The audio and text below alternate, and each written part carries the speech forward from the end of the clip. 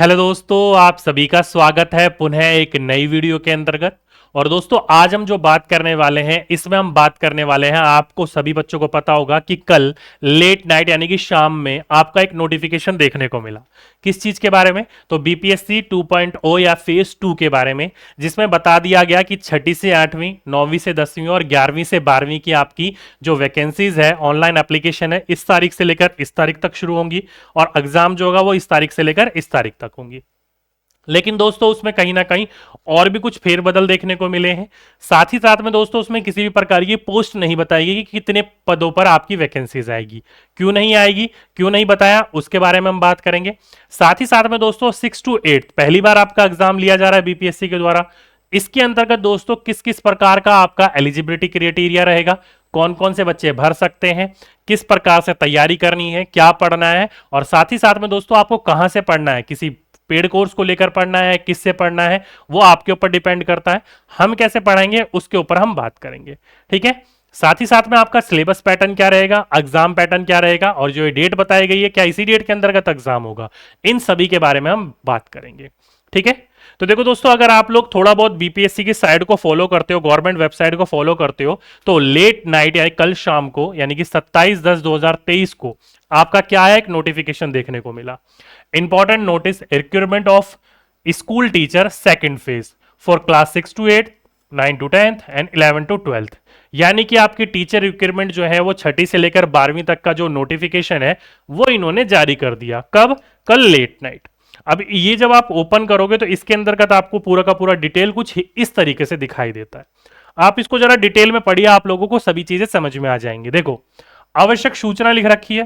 क्या सूचना लिख रखी है दोस्तों, जरा पढ़ो इसको, आपको बहुत चीजें यहां पर स्पष्ट होंगी। जैसे कि देखो लिखा है कि द्वितीय अध्यापक नियुक्ति एवं पिछड़ा वर्ग एवं अति पिछड़ा वर्ग कल्याण विभाग के अंतर्गत शिक्षक एवं प्रधानाध्यापक प्रतियोगिता परीक्षा से संबंधित अभ्यर्थियों को सूचित किया जाता है कि मध्य विद्यालय वर्ग 6 से 8, माध्यमिक विद्यालय वर्ग 9 से 10 एवं उच्च माध्यमिक विद्यालय वर्ग 11 से 12 तथा पिछड़ा वर्ग एवं अति पिछड़ा वर्ग कल्याण विभाग अंतर्गत प्रारंभिक शिक्षा प्रशिक्षित माध्यमिक शिक्षक, स्नातक प्रशिक्षित एवं उच्च माध्यमिक शिक्षक जो आपका इस क्या है, स्नातकोत्तर प्रशिक्षित प्रधानाध्यापक से संबंधित ऑनलाइन आवेदन करने की जो प्रक्रिया है वो दिनांक 3/11/2023 से लेकर 14/11/2023 तक संभावित है। अब देखो दोस्तों, यहां पर यही समझने की बात है कि इन्होंने कोई जो डेट है वो फिक्स नहीं बताई है, संभावनाएं बताई हैं। क्या बताई हैं? संभावित है, संभावनाएं हैं। साथ ही साथ में परीक्षा का जो आयोजन होगा वो 7/12/2023 से लेकर 10/12/2023 तक होगा। अब देखो दोस्तों, यहां पर समझने की बात है, समझिएगा डिटेल से। इन्होंने कहा कि जो ये ऑनलाइन आपका अप्लाई होगा, ये होगा आपका ऑनलाइन अप्लाई कब से कब तक, तो इन्होंने बोला रखा है 3 से 14, यानी कि 3/11/23 से शुरू होगा और 14/11/23 तक चलेगा। पहली बात इन्होंने ये कहा ऑनलाइन अप्लाई के लिए। साथ ही साथ में दोस्तों इन्होंने बोला एग्जाम, एग्जाम डेट इन्होंने जो बोली है वो कब बोली है, तो वो बोला इन्होंने 7/12/2023 से 10/12/2023 तक।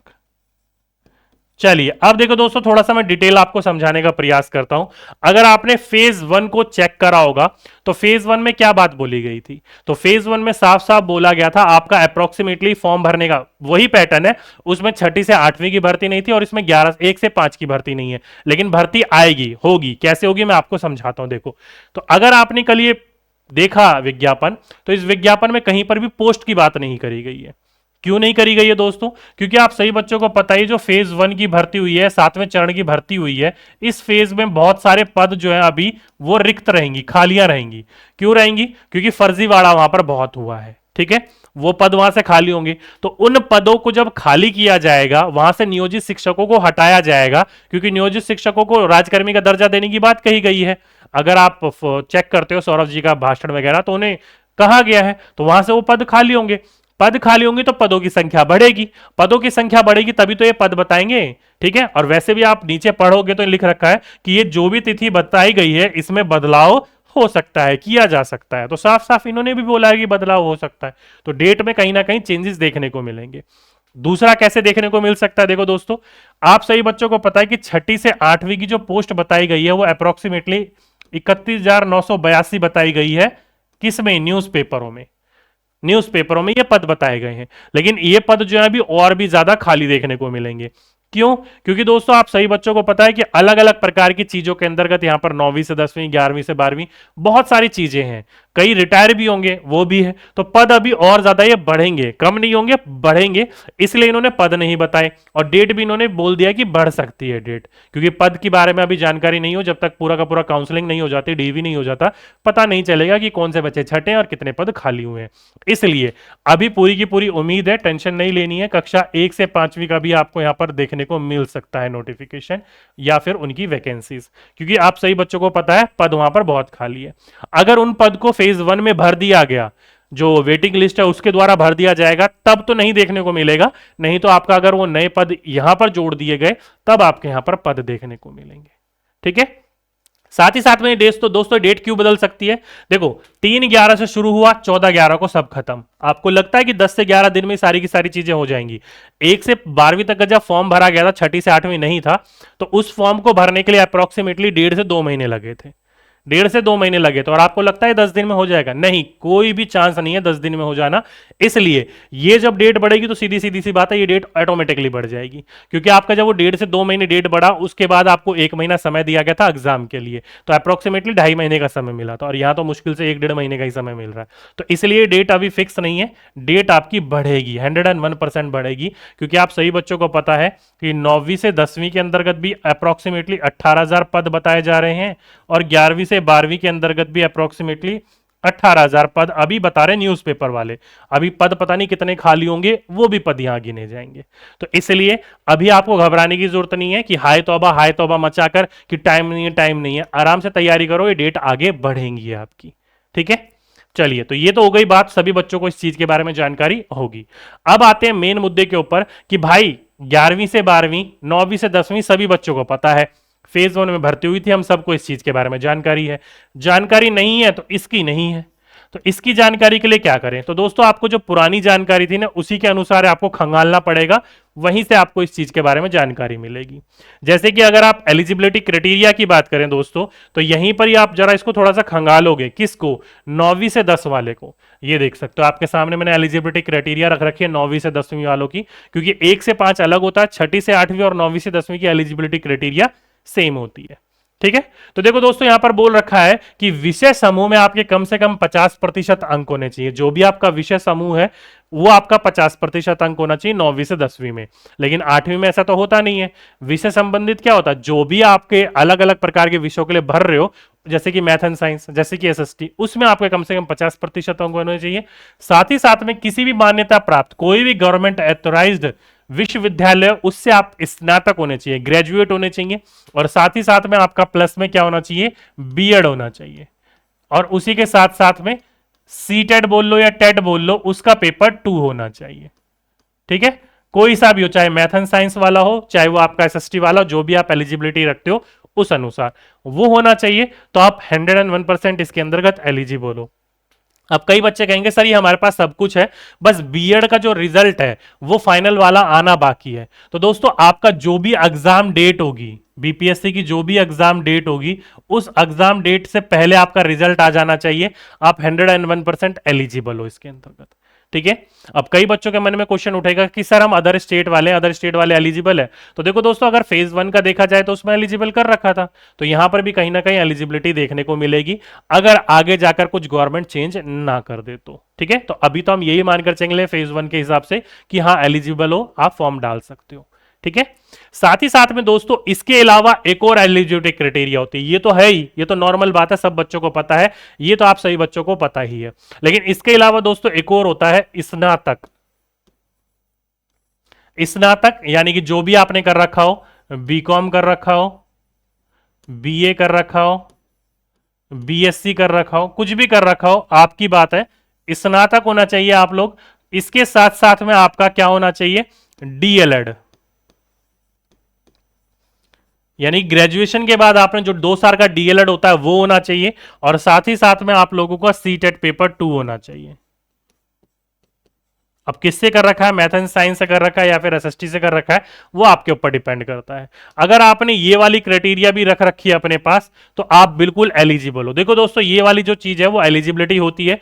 कई बच्चे जो डीएलएड करते हैं वो ग्रेजुएशन के बेस पर करते हैं, तो अगर आपने वो कर रखा और पेपर 2 आपने पास कर रखा है तो आप भी एलिजिबल हो, आप भी 6 to 8 का फॉर्म डाल सकते हो, कोई आपको नहीं रोकेगा।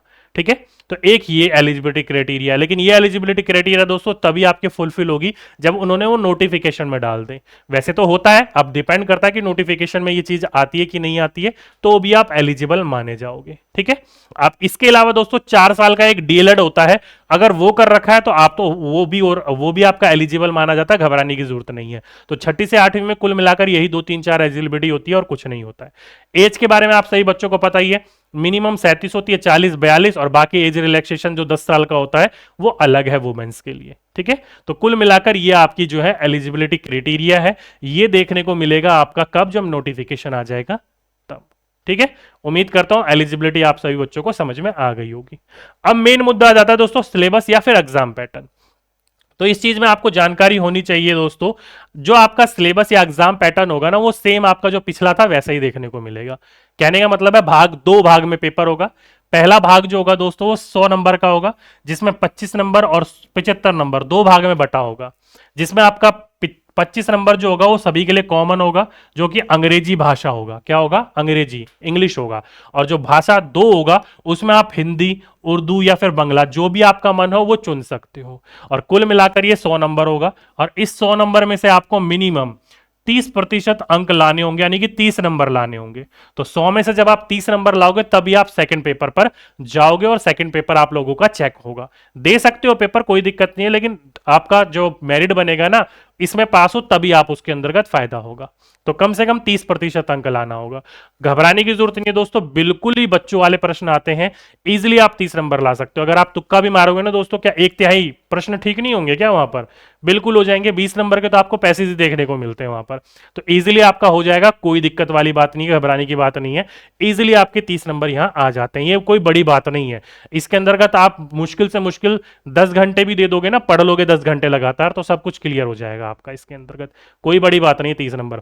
अब 100 में से 100 नहीं लाने आपको, 100 में से 40-50 लाने की सोच लीजिएगा, बस आपके लिए एलिजिबल के लिए बस उतना ही बहुत है। 100 में से 30 लाने की सोचोगे ना दोस्तों, कहीं ना कहीं नीचे चले जाते हैं, 28-25 पे चले जाते हैं, तब प्रॉब्लम हो सकती है। ठीक है, तो ये पास करना कोई बड़ी बात नहीं है। तो ये 100 नंबर का आपका भाषा वाला होगा। मेन मुद्दा आ जाता है दोस्तों आपका अगला। अगला जो होगा जीएस वाला पेपर होगा, जो कि 120 नंबर का होगा। कितना, 120 नंबर का, जिसमें दो भाग में बटा होगा, 80 नंबर एक भाग में, 40 नंबर एक भाग में। अब ये दोनों के दोनों भाग क्या है, तो आप सही बच्चों को पता है दोस्तों, आप जो है पढ़ाने वाले हो कक्षा 6ठी से 8वीं को। अब 6ठी से 8वीं के लिए दोस्तों आप सही बच्चों को पता है, जब आप सीटेट पेपर भरते हो तो उसमें आपकी जो सब्जेक्ट होते हैं वो सब्जेक्ट कौन कौन से होते हैं, विषय कौन कौन से होते हैं दोस्तों, तो वो होते हैं दोस्तों आपके एसएसटी, या फिर आप चुनते हो मैथ्स एंड साइंस, या फिर आपकी कोई भी लैंग्वेज, हिंदी, इंग्लिश, संस्कृत, ये 3 चीजें चुनते हो। तो इसी हिसाब से आपकी भाषा भी होगी, यानी कि आपका 80 नंबर का पेपर भी होगा। आप जो भी विषय चुनते हो, जैसे एसएसटी चुना तो ज्योग्राफी हो गया, हिस्ट्री हो गया, पॉलिटी हो गया, या फिर आपका अलग अलग प्रकार का इकोनॉमिक्स हो गया, वाणिज्य हो गया, उन प्रकार की चीजें यहां पर आपके क्वेश्चंस देखने को मिलेंगे। वहीं आप मैथ एंड साइंस चुनते हो तो मैथ्स आपका जो 10वीं तक का 12वीं तक का मैथ होगा वो देखने को मिलेगा। साइंस में आपको पता है आपका physics, chemistry, bio, botany, botany भी देखने को मिल सकता है, वो देखने को मिलेगा। और लैंग्वेज तो आपका हिंदी, इंग्लिश, जो भी आपने चुना होगा, जो भी आपका पेपर पैटर्न होगा उस हिसाब से आपका देखने को मिलेगा। तो ये कुल मिलाकर आपका देखने को मिल सकता है 80 नंबर का पेपर, जो भी आपका सब्जेक्ट कॉम्बिनेशन होगा। जैसे कि मान लो बीए वाले बच्चे जो होते हैं वो एसएसटी लेते हैं, या फिर बीकॉम वाले बच्चे जो होते हैं वो एसएसटी लेते हैं, बीएससी वाले जो होते हैं वही मैथ एंड साइंस देखिए, इसी के अंतर्गत ये क्या है, एलिजिबल होते हैं। ठीक है, तो कुल मिलाकर दोस्तों ये आपकी एलिजिबिलिटी क्राइटेरिया है, जो कि 80 नंबर का पैटर्न पेपर में बनता है। ठीक है, रह जाता है दोस्तों आपका 40 नंबर। 40 नंबर की बात करी जाए तो इसमें आपका क्या देखने को मिलेगा, तो वही प्राथमिक गणित, सामान्य जागरूकता, सामान्य विज्ञान, भारतीय राष्ट्रीय आंदोलन एवं भूगोल वगैरह, ये सारी की सारी चीजें शामिल होंगी आपके 40 नंबर के अंतर्गत। कॉमन पेपर जो होगा। तो कुल मिलाकर आपका ये पेपर पैटर्न देखने को मिलेगा। अब कई बच्चे सोच रहे होंगे तैयारी कैसे करनी होती है दोस्तों, तो यहां पर साफ साफ लिखा है जो भी पाठ्यक्रम होगा वो आपका बिहार विद्यालय परीक्षा समिति से संबंधित होता है या फिर एनसीईआरटी से संबंधित होता है। तो इसी प्रकार की जो बुक्स होती हैं वो आपको फॉलो करनी होती है और उन्हीं से आपको पढ़कर एग्जाम देना होता है। वहीं से आपका सिलेक्शन जो होगा वो 101% की गारंटी देता है और कहीं से गारंटी नहीं देता है। ठीक है, तो इसलिए दोस्तों बिहार जो विद्यालय परीक्षा समिति है उनकी बुक पढ़नी शुरू कर दो, ऑनलाइन अवेलेबल है। साथ ही साथ में एनसीईआरटी बुक पढ़नी शुरू कर दो, ऑनलाइन अवेलेबल है। ठीक है, तो अगर आप इन चीजों को फॉलो करोगे तो इजीली आप लोगों को यहां से हो जाएगा। 30 से 8वीं तक का कोई भी प्रीवियस ईयर पेपर नहीं है, तो इधर उधर भटकने की जरूरत नहीं है। प्रीवियस ईयर पेपर के लिए पहली बार एग्जाम ले रहा है बीपीएससी। 9वीं से 10वीं, 11वीं से 12वीं का पेपर रखा हुआ है बीपीएससी की वेबसाइट के ऊपर, वहां से डाउनलोड कर लो, वहां से आप ले सकते हो।